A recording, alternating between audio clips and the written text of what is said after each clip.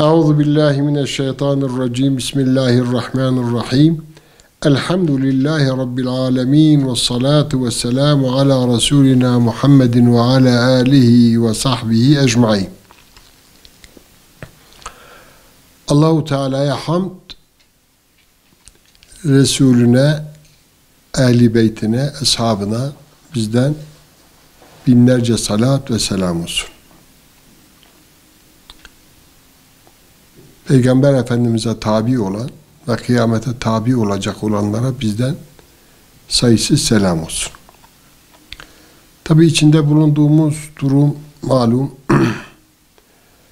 bütün dünyayı şu anda tedirgin eden bir hastalıkla karşı karşıya olduğumuzu her gün sosyal medyada değişik şekillerde haberlerden öğrenmiş bulunuyoruz. Çin'den şu anda Avrupa, Amerika, dünyanın dört bir kıtasında insanlar tedirgindir. Tabii bu olay olmadan önceki dünyanın durumunu bir göz önünde bulundurursak, o günkü durum ile bugünkü durum arasında çok fark var. O günkü durum şöyle, insanlar harplerden bahsediyordu, silahlardan bahsediyordu, büyük devletlerin, süper güçlerin üretmiş olduğu çok tehlikeli, netice itibariyle tehlikeli silahlardan bahsediliyordu. İnsanları topyekün yok edecek, yani haşa yok demeyelim de katledecek, tahrip edecek, büyük felaketlere yol atacak kimyevi ve biyolojik silahlardan bahsediliyordu ve insanlar tedirgindi. Acaba nasıl olacak? Nitekim daha önce mesela bazı Japonya'ya bu tür şeyler olmuş. Başka yerlerde de olmuş. İnsanlar tabii süper devletler bir yarış içerisindeydiler bu güçlerini deneme noktasında. Yeryüzünde yani bu silahların geliştirilmesi, yapılması, tabii üstün güç elde etmesi eğer hak ve adalet için kullanılırsa o medeniyettir. Eğer yeryüzündeki insanları hedef alıp onları tedirgin etmeye müteallik olursa bu sefer o medeniyet değildir, vahşettir. Yani İslam caydırıcılık için buna cevaz veriyor. Fakat ehli zulüm, istibdat ehli bunu kendi güçlerini yeryüzünde egemen kılmak, tahakküm etmek için uğraşı veriyorlar. Tabii yeryüzünde, gökyüzünde bildiğimiz, bilemediğimiz, gördüğümüz, göremediğimiz, zerreden küreye kadar ve hiç de bilemeyeceğimiz, Allah'tan başka sayısını, durumunu hiç kimsenin muttali olmadığı mahluklar vardır. Bu tabii Allah-u Teala bu mahlukları yoktan yaratmış. Bu mahlukların içerisinde bir tür olarak bizler de insanız. Bilmediğimiz çok mahluklar var. Görmediğimiz, göremediğimiz, göremeyeceğimiz. İşte Allah-u Teala bizi sürekli kendisine iman etmemizi, kendisine tevekkül etmemizi, kendisinin üstünde başka bir gücün olmadığını zaman zaman bize ihsas ettiriyor. İhsas ettiriyor, tefekküre davet ediyor, tedebbüre davet ediyor, düşünmeye davet ediyor. Kur'an-ı Kerim bu ayetlerle, çok ayetler var Kur'an-ı Kerim'de.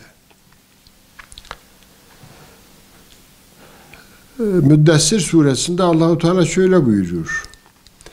Ve ma ya'lemu cunude rabbike illa huve.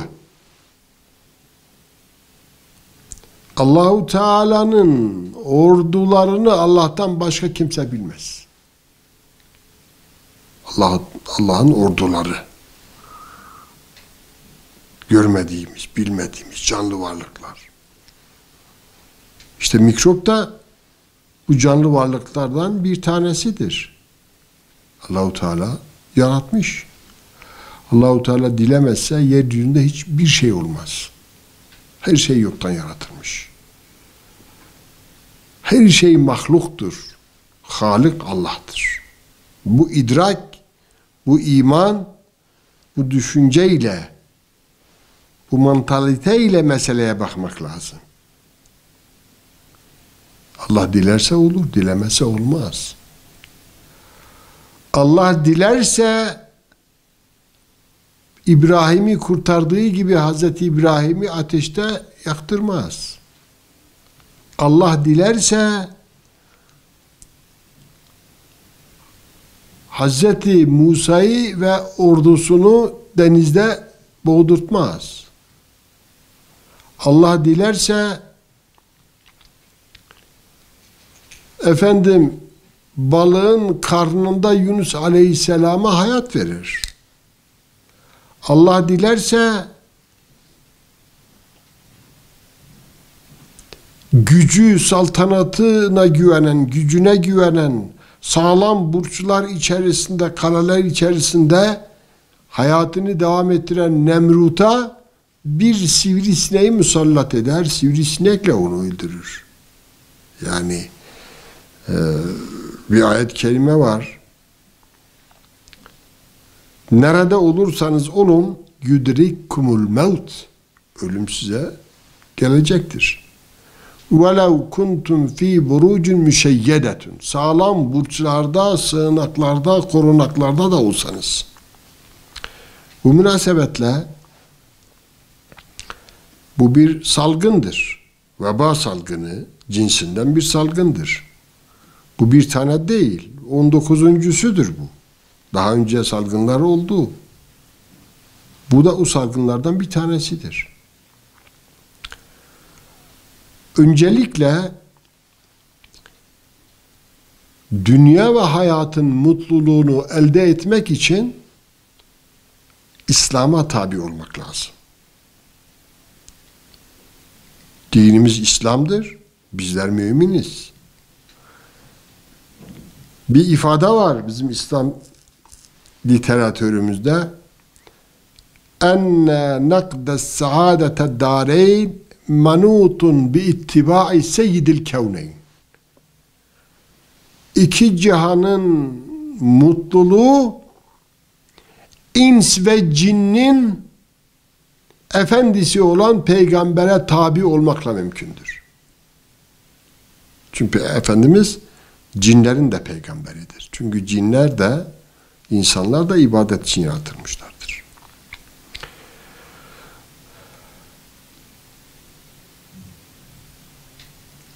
İslamiyet'in haram kıldığı şeyde mutlaka ve mutlaka bir hikmet vardır.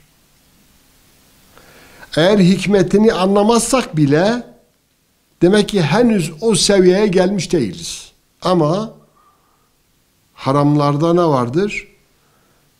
Hikmet vardır. Niçin haramdır? Hikmet vardır. Fen bilimleri, din bilimleri, Kur'an-ı Kerim, hadis-i şerifler, fen bilimleri, bütün bunlar bunun hikmetini bize sarahaten söylüyorlar. Fen bilimleri bunu tespit ettikten sonra, keşfettikten sonra diyorlar bak bunda bu sakınca var, bu sakınca var, bu sakınca var. Zaten Kur'an söylemiş. Fen bilimleriyle Kur'an bilimleri hiçbir zaman çatışmaz. Çünkü ikisi de ilimdir. İlim ise Allahu Teala'nın sıfatıdır. Çatışır mı? Bugüne kadar gelişmiş olan müsbet ilim hiçbir zaman Kur'an'a ters düşen bir şeyi keşfetmemiştir. Veya müsbet ilmin keşfettiği hiçbir şey Kur'an'a zıt değildir. Hadise zıt değildir. Peygamber Efendimizin mübarek femi muhsininden çıkan söze şey değildir. Çünkü o da وَمَا يَنْتِقُ عَنِ الْهَوَى havadan konuşmaz Efendimiz Aleyhisselatü Vesselam. Allah-u Teala onu bize o şekilde takdim buyuruyor. Peki o zaman demek ki dünya ve ahiretin saadeti, mutluluğu Allah-u Teala'nın peygamberi vasıtası Cebrail Aleyhisselam vasıtasıyla peygamberine bildirdiği bütün hususlara insanların iman etmesi ve emirlerine yapın dediğini yapması, yapmayın dediğinden kaçınması. Helal olanı yapması, haram olanla kaçınması. Zahiren eğer haram olan bir şey insana güzel gelse de haram olan bir şey anlık meseledir. Mutlaka o ruh için zehirdir. Mutlaka. Bunu ilim adamları, psikolojiyle uğraşan, tıp ile uğraşan, içtimaiyatla, sosyolojiyle uğraşan alimler, bilginler hepsi bunu hikmetlerini ortaya koymuşlardır.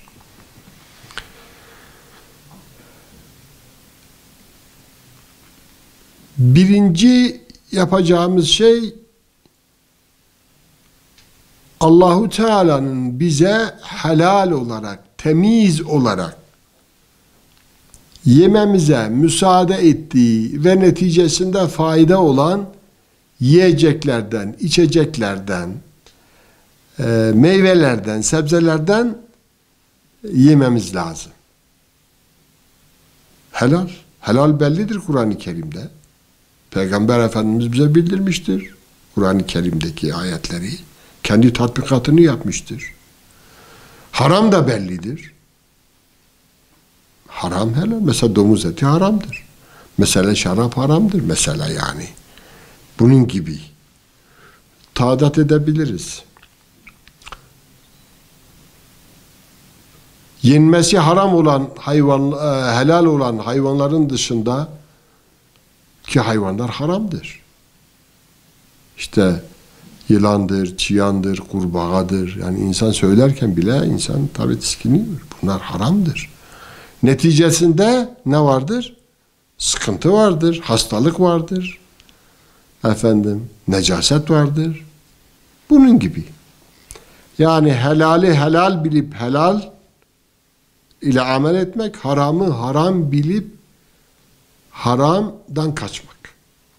Bu bizim kitaplarımızda vardır. Her müminin, herkesin, vatandaşlarımızın, toplumumuzun, bütün fertlerin evinde mutlaka bir ilmihal vardır yani. Oraya açıp helal ve haramlar taadat edilmiştir. Temizlik.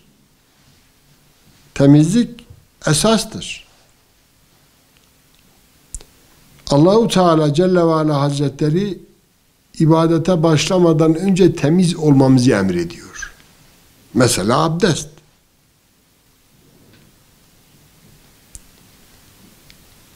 Abdest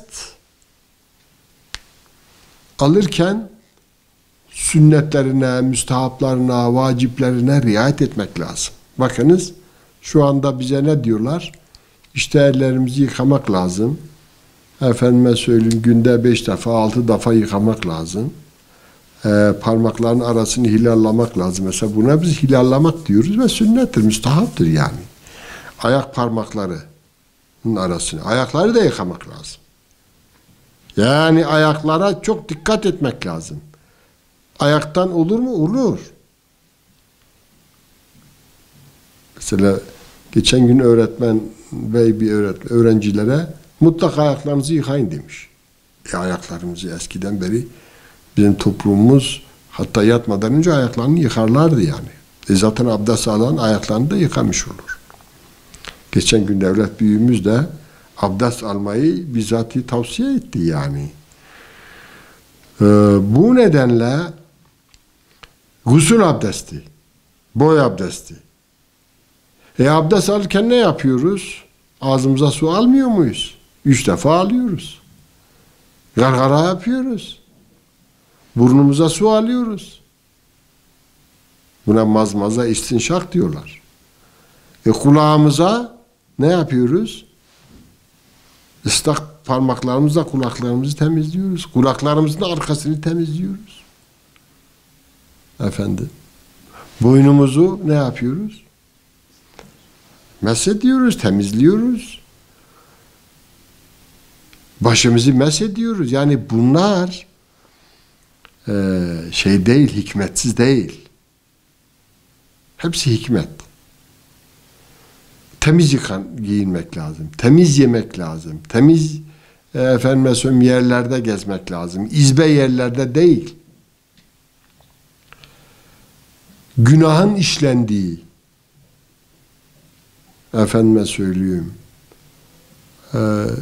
insanların ne yaptığını bilmediği yerlerin mikroplarla dolu olduğunu unutmamak lazım. İbadetin yapıldığı yerde, güzel şeylerden bahsedilen yerlerde mutluluk vardır, ferah vardır. Melekler nazil olur. Bizim kitaplarımızda var yani. Bunun mefhumu muhalifi, günahın, çirkinliğin yapıldığı yerde de sıkıntı olur. Şeytan olur. Şeytanlar olur. Bundan dolayı şu anda bu virüs meselesi bu dünyayı tedirgin ediyor. Dünya devletleri bugün Avrupa mesela şimdi Avrupa, Amerika şu anda sıkıntı içerisinde. Ekonomileri berbat oluyor. Sıkıntı var. Her gün yüzlerce insan ölüyor. Binlerce insan gözetim altına alınıyor. Peygamber zamanında aleyhissalatu vesselam 2 doktor geldiler. Efendimizin zamanında. Bu doktorlar 6 ay kaldılar Medine'de. Geldiler Efendimiz'den izin istediler. Ayrılacağız dediler. Niçin? Dediler biz 6 aydır burada hiç kimse hastalanmıyor. Efendimiz tebessüm buyuruyor. Temiz yiyorlar, temiz giyiniyorlar. Efendime söyleyeyim. Onlar acıkmadan yemiyorlar. Tıka basa yemiyorlar. Değil mi? Şimdi kitaplarımıza bakıyoruz. Peygamberin sünnetine bakıyoruz. Yemek yemeden önce ne yapmak lazım? Elimizi yıkamamız lazım. Yemekten sonra elimizi yıkamamız lazım. Yemeğe başlamadan önce Bismillahirrahmanirrahim. Bakınız. Bismillahirrahmanirrahim. Rahman ve Rahim olan Allah'ın adıyla yemek yiyorum. Tabi besmele her hayrın başıdır.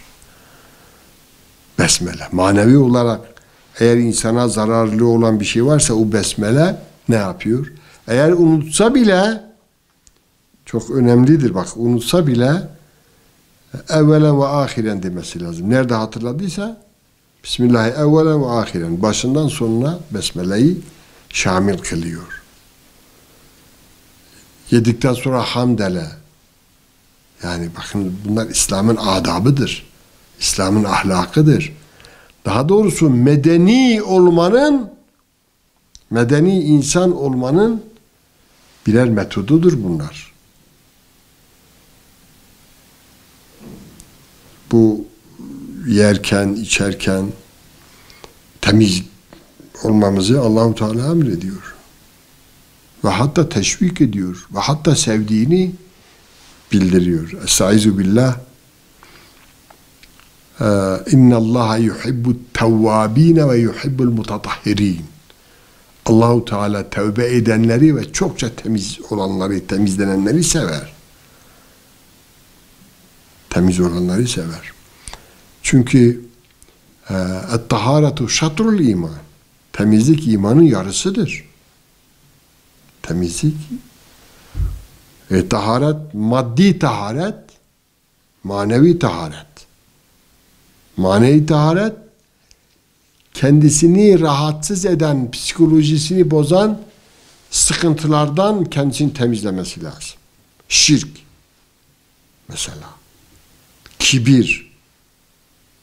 Kalbini bunlardan temizlemesi lazım. Kalp bunlardan temizlenmedikçe oraya şeytan müdahale ediyor. Şeytan orada kendisine mezbele yapıyor, çöplük yapıyor. Halbuki kalp nedir? Nazargâh-ı ilahidir. Allah'a en yakın olan organ kalptir. Kalp temiz olursa bütün beden sağlam olur.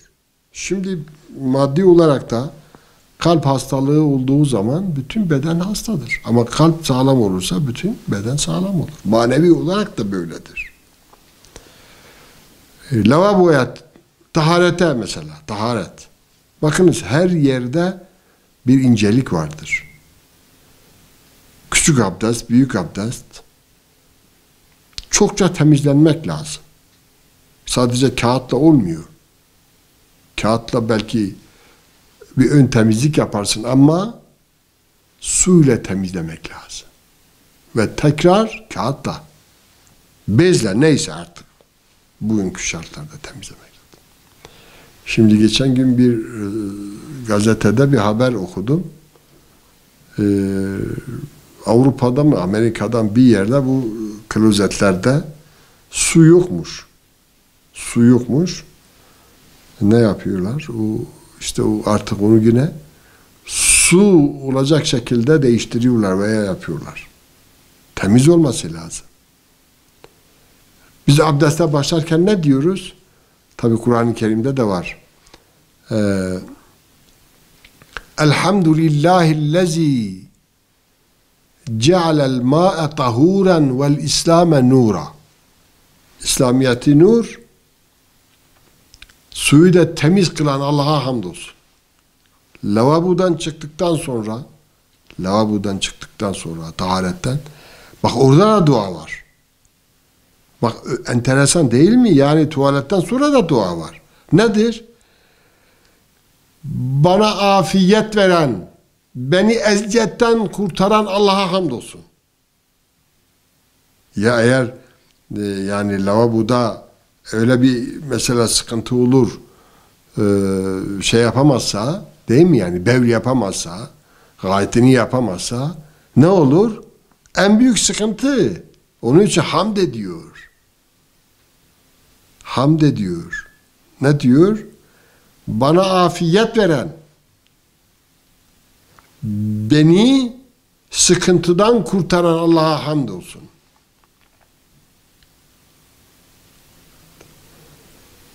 Lavaboya giderken yine orada da şey var.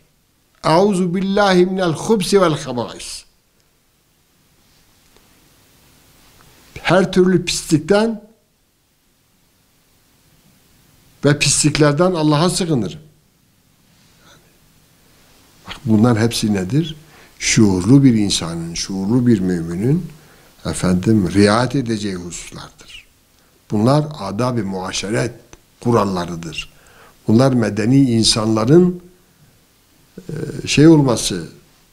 medeni insanların uyması gereken hususlardır. Yani ez cümle herkesin evinde bir ilmihal vardır.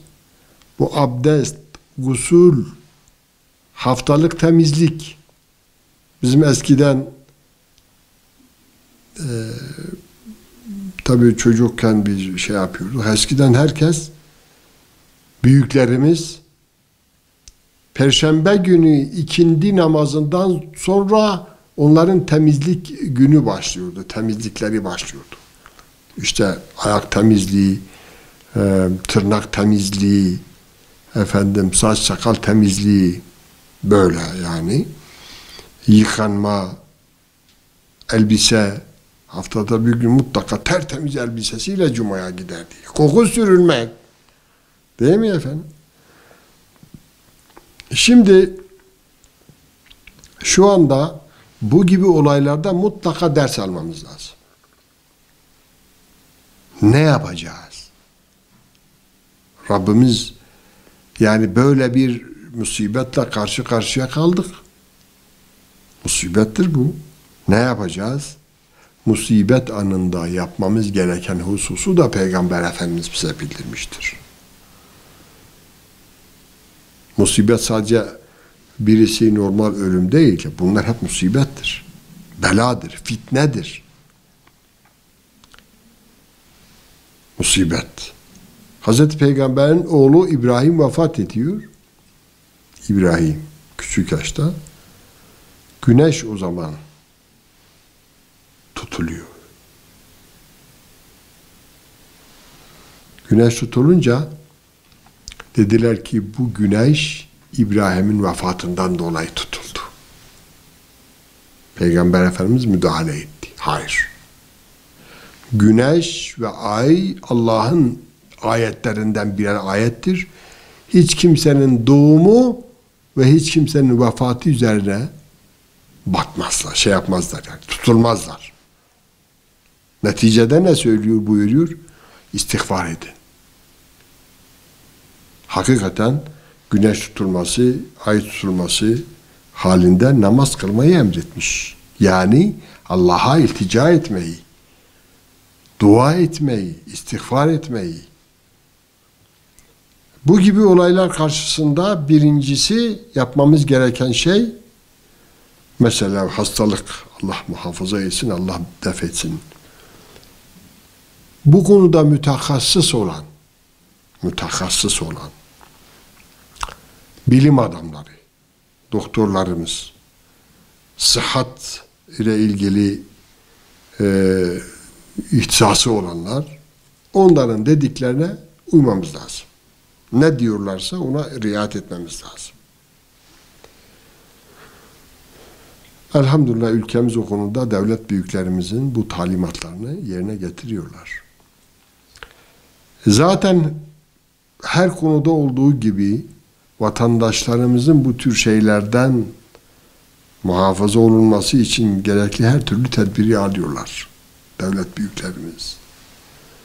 Efendime söyleyeyim, mutahassıs olanlar, hükümet yetkililerimiz. Biz onlara tabii teşekkür ediyoruz. Allahu Teala ömürlerini uzun, mezid eylesin, sıhhat, afiyet versin. Onlara uyacağız. Bunu kesin. İşte Cuma namazı da dahil, birçok namazın hani birçok yerde, bütün yerlerde, ülkemizde camilerin kapatılması. Bu bazı arkadaşlar hayır, veliyül emir bu konuda eğer bir şey görmüşse, bilmişse ki çünkü onlar da namaz kılan insanlardır nihayetinde. Yani bunu söyleyenler şey yapmamız lazım, uymamız lazım. İkincisi demek ki temizliğe riayet etmek lazım. Emirlere riayet etmek lazım. Atiullaha ve atiur Rasule ve ul emri minkum. Allah'a ve Resulüne ve sizden olan ul emre itaat edin. İkincisi tövbe etmek lazım. Tövbe. Zaman zaman insanlar kendilerini unutuyorlar. Bu gibi hadiselerden ders çıkarıp tövbe etmek lazım. Tövbe etmek lazım. Mazlumlara yardım etmek lazım. Bütün elinde güç olan devletler mutlaka mazlumlara yardım etmeleri lazım. Çünkü mazlumların bedduası müstecaptır. Derhal Allahu Teala onların o ahu enini, figanlarını ne yapar? Onu karşılıksız bırakmaz. Küfür devam eder ama zulüm devam etmez. Mazluma el uzatmak lazım. Cenab-ı Hak verir mühlet, velakin eylemez ihmal. Allah mühlet veriyor ama ihmal etmez. Biz görüyoruz işte. Doğu Türkistan'daki insanların durumu. Suriye'deki insanların durumu. 4 milyon insan şu anda muhacir olmuş, perişan olmuş. Çoluk çocuk. Onlara ne yapmak lazım? Yardım etmek lazım. Onlara zulüm eden insanlara engel olmak lazım. Zalimlere karşı o zaman güçlerini kullanabilirler. Mazlumu korumak için. Sakın incitme bir canı. Yıkarsın arş-ı Rahman'ı demiş. Peygamber öyle buyuruyor. İttakû davetel mazlumi. Mazlumun bedduasından sakının. Çünkü onun bedduasıyla Allah arasında herhangi bir hicap yoktur, perde yoktur. Er-Rahimûne yerhamhumur-Rahman. Merhamet edenlere Rahman, Allahu Teala merhamet eder. Erhamu men fil ardı yerhamukum men fis sema. Yeryüzündekilere ne yapın? Merhamet edin ki merhamet olunasınız. Merhamet olunasınız, göktekiler size merhamet etsin buyuruyor. Bu nedenle bu da çok önemlidir. Demek ki bu konuda verilen talimatları yerine getirmek. İkincisi temizliğe çok riayet etmek lazım. Üçüncüsü tövbe etmek lazım. Ve istiğfar etmek lazım. Hani demin dedik ya güneş, ay bunlar tabi Allah'ın ayetleridir. Bunlar kevni hadiselerdir. Sünnetullah böyledir. Allah'ın koyduğu kurallar böyle. Fizik kurallarını koyan Allahu Teala'dır. Kimyanın kurallarını koyan Allahu Teala'dır. Fizik kurallarını Allahu Teala öyle. Ancak bazı zamanlarda fizik kurallarının dışında bazı hadiseleri de Allahu Teala ne yapabilir? Ne yapar?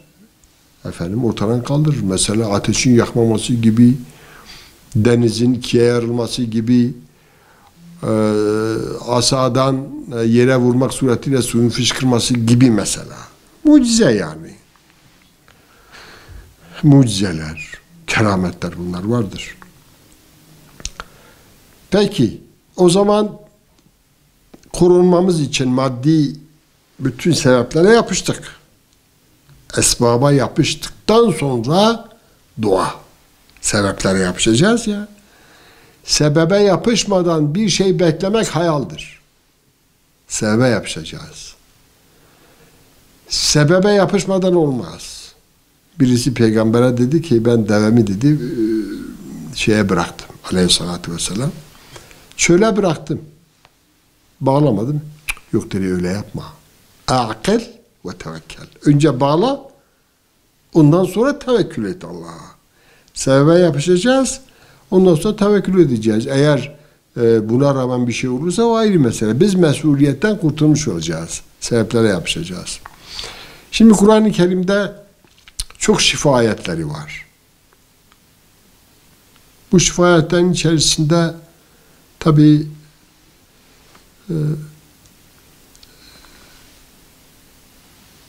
bu ayetler var.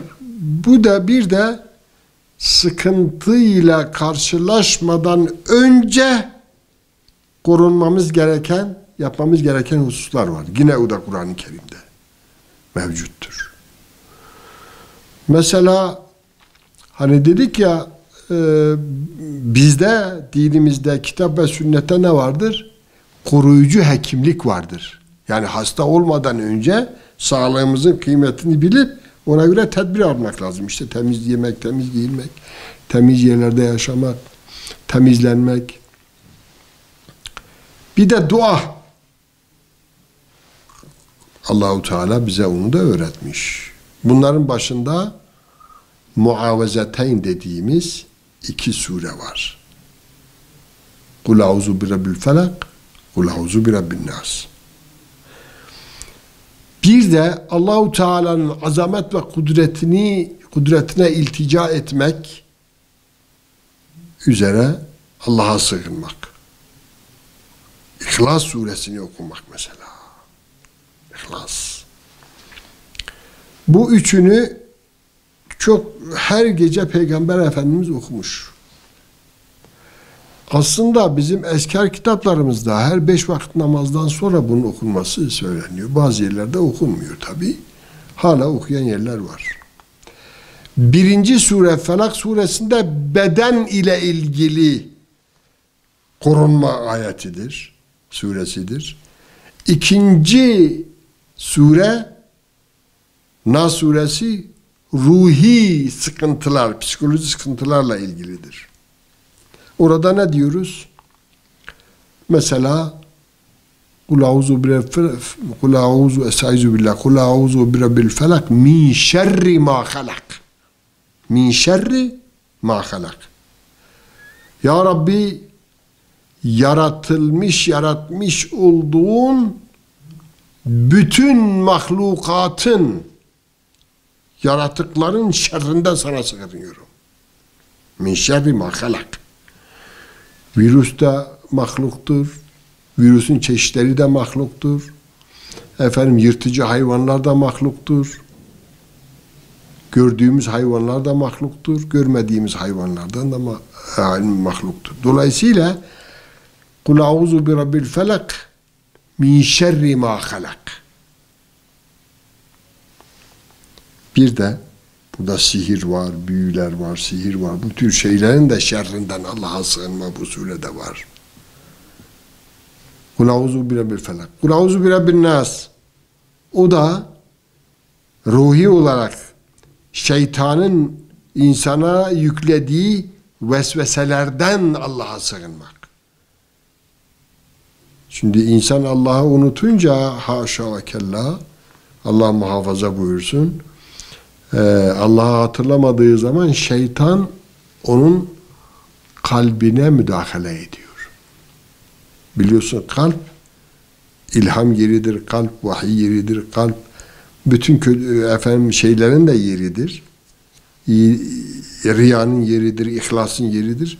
Dolayısıyla oraya müdahale ediyor. Allah anıldığı zaman şeytan çarpılıyor.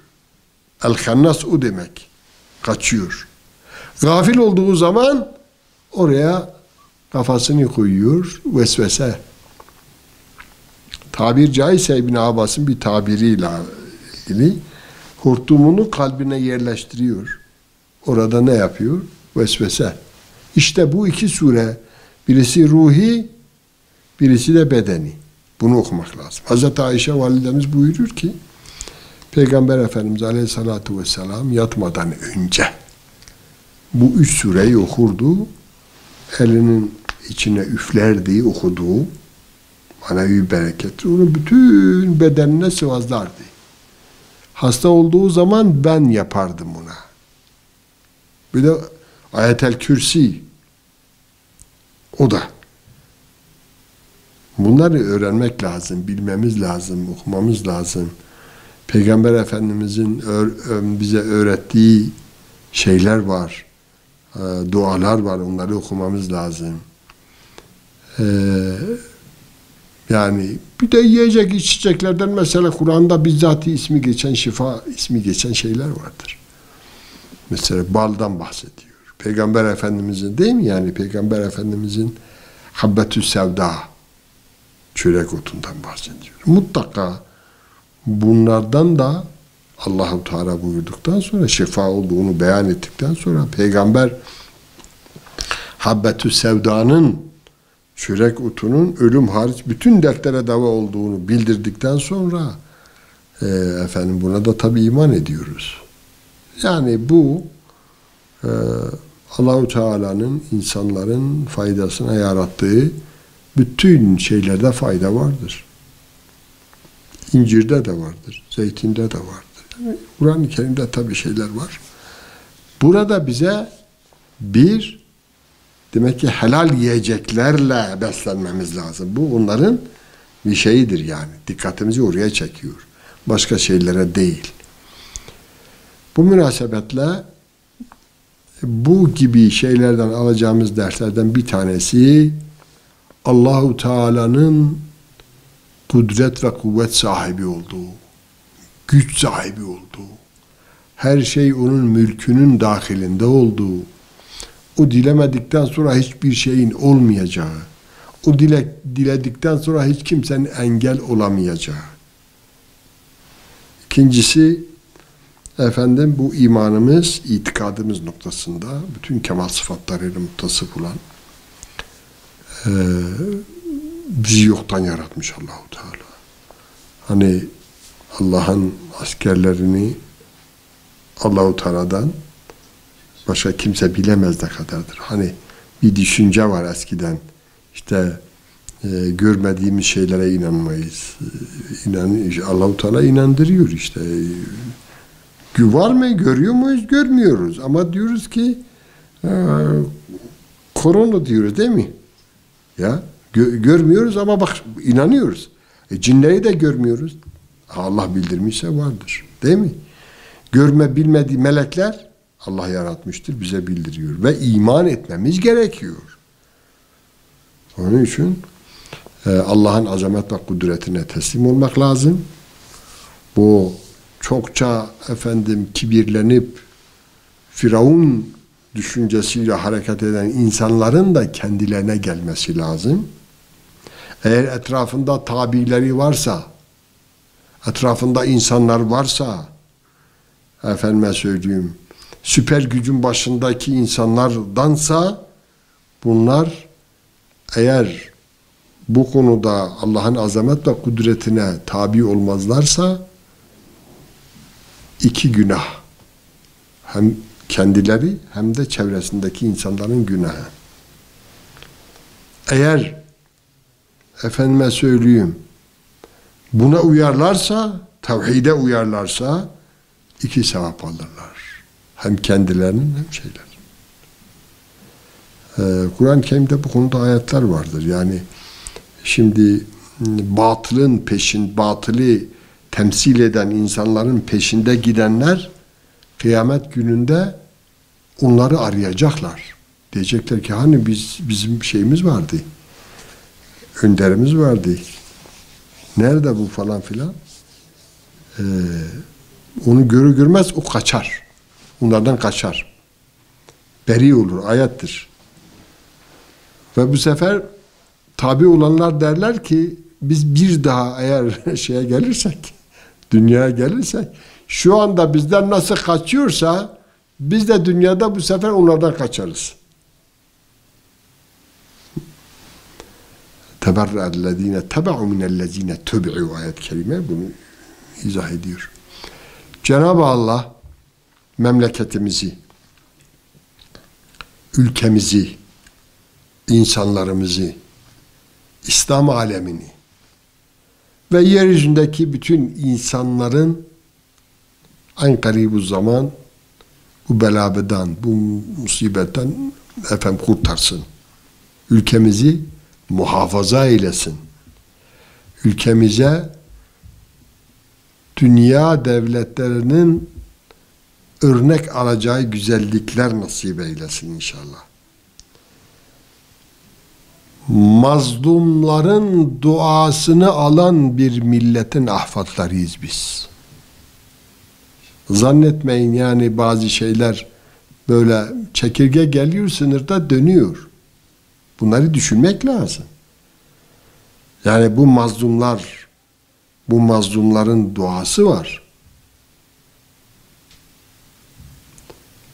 Fiziki yönden belki ilmi yönden bazı izahları var ama manevi yönden de bunlar vardır.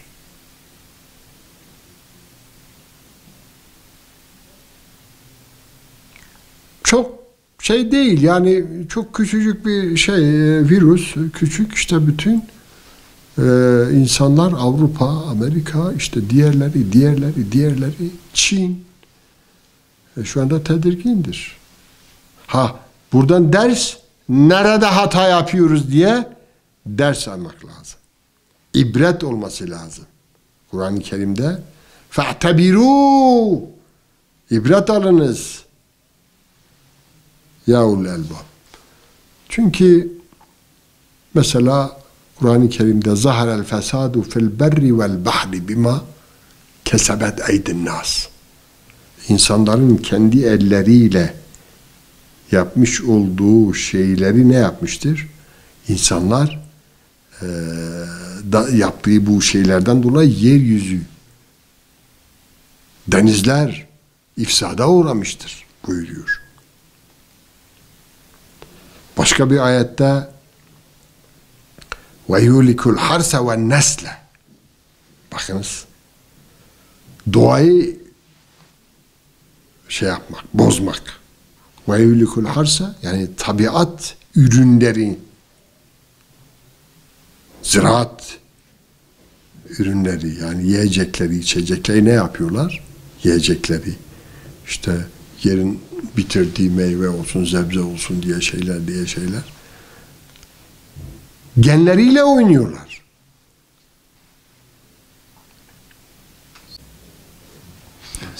Yuhlikul harsa ve nesle. Yani tabiatın dengesini bozmak. Hars. Meyveyle oynuyorlar, sebzeyle oynuyorlar, buğdayla oynuyorlar, genleriyle oynuyorlar. Evet. Ve nesli bozuyorlar. Nesli nasıl bozuyorlar? İtikaden bozuyorlar, fikri yönden bozuyorlar, bedeni olarak bozuyorlar. Çeşitli biyolojik şeylerle bozuyorlar. Bunu dünya üzerinde yapanlar var yani. Var. Bunlar Peygamber Efendimizin yanına gelen münafıklar, Peygamber Efendimizin yanında otururlar. Ondan ayrıldıkları zaman da bu sefer bu tür şeyleri planlıyorlar bozmak için.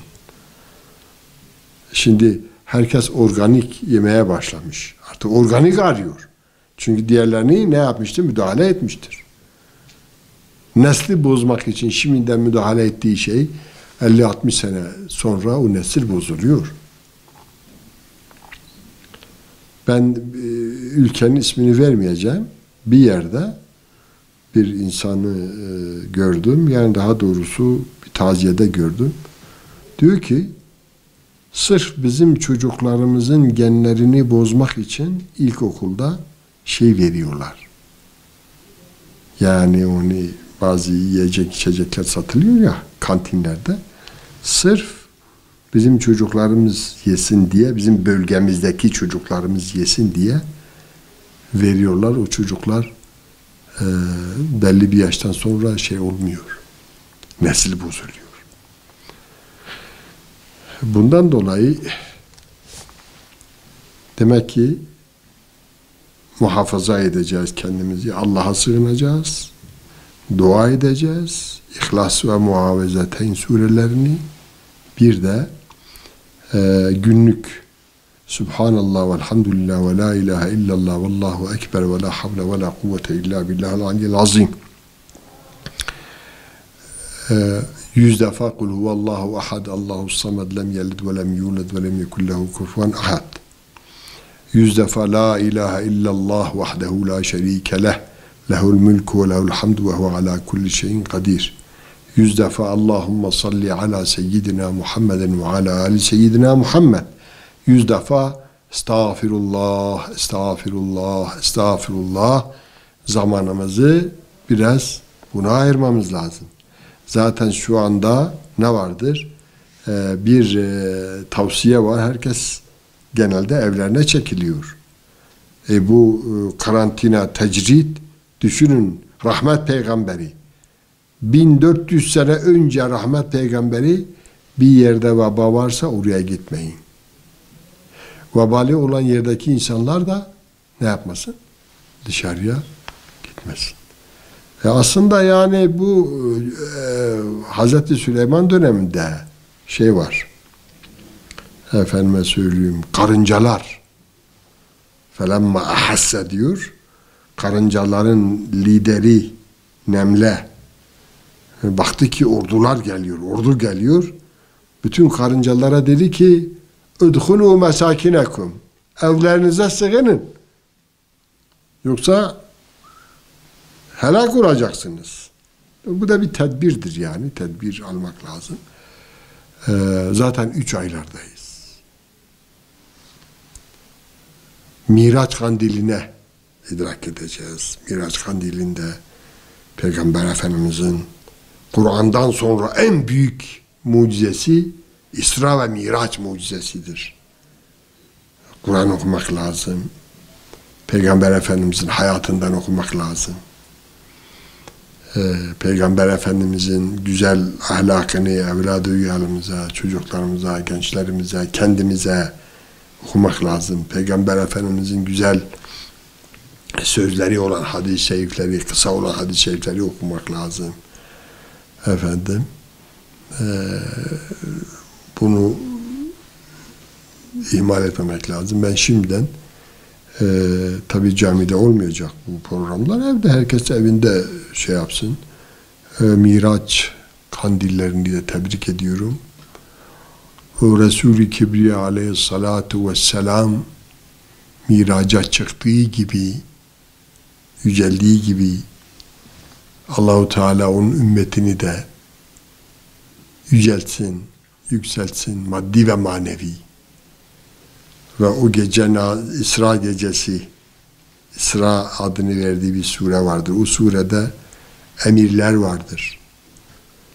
İşte zinaya yaklaşmayın, efendime söyleyeyim haram yemeyin, anne babaya isyan etmeyin, Allah'a şirk koşmayın gibi ölçü tartılarınıza dikkat edin, fırsatçılık yapmayın. Ve o kuralları da insanlar yerine getirdiği zaman gerçekten madden de yükselirler. Bir şey daha arz etmek istiyorum. Bu sıkıntılı anlarda. Eğer tabi sıkıntı anlarında müminlerden bir tanesi vefat ederse, etmişse bu şehittir. Müminler için şehadettir. Onun için yani bunu da söylememiz lazım. Bir de vatandaşların, özellikle satıcıların fırsatçılık yapmamaları lazım. Bu çok günahtır. Yani bu mikrobu bulaştırmaktan daha fazla günahtır ve tehlikelidir. Peygamber buyuruyor ki bizi aldatan bizden değildir. Men gâşena feleyse minna. Biri onu yüze satmak. Temel gıda maddeleri, bazı şeyleri. Bunlara dikkat etmek lazım. Ben Miraç kandillerinizi, bizi izleyenler, dinleyenlerin Miraç kandillerini tebrik ediyorum. Bu kandilin memleketimize, milletimize, halkımıza, İslam ülkesine, Müslümanlara ve bütün İslam alemine ve yeryüzünün selaha, felaha erişmesine vesile olmasını Cenab-ı Allah'tan niyaz ediyorum. Suriye'deki muhacir olan kardeşlerimizin bir an önce memleketlerine, yerlerine gitmelerini Cenab-ı Allah'tan diliyorum. Bugün duydum 3 şehit olmuş. Cenab-ı Allah bütün şehitlerimize rahmet eylesin. Bugün şehit olan 3 Mehmetçiğimize de birisi kalp krizinden vefat etmiş, şehit olmuş. Rahmet eylesin. Milletimizin başı sağ olsun. Allah-u Teala anne babalarına ve bizlere sabri cemil ihsan eylesin. Cenab-ı Allah şehitlerimizin şefaatine nail eylesin. Şehitlerimizin ruhaniyetini bizden haberdar eylesin. Teşekkür ediyorum. Subhan rabbike rabbil izzeti amma yasifun. Ve selamun aleyhi ve sellem. Elhamdülillahi Rabbil alemin.